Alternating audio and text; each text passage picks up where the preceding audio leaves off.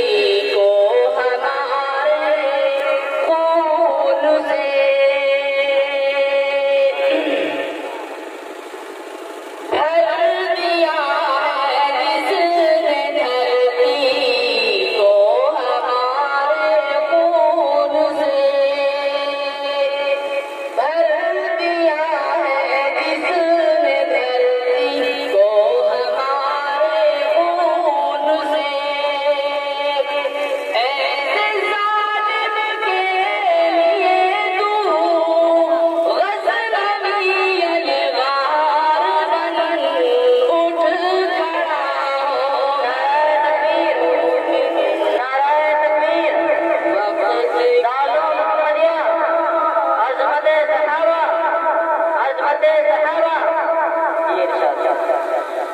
आखिरी शेर समाप्त फरमाएं। ये हज़रत इरशाद उठ खड़ा हो मर्दे मोमिन वक्त की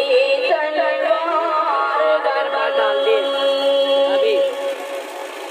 अहले ईमान से सुन लो ये पैगाम हसन अहले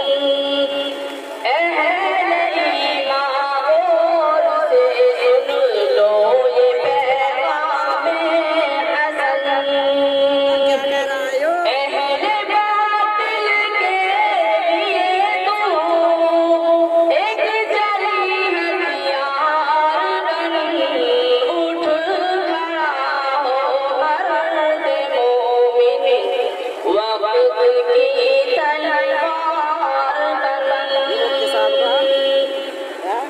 मेरे से बड़ा लाओ, इससे बड़ा मुफ्ताना दे दे वापस इसका लंबा। हाँ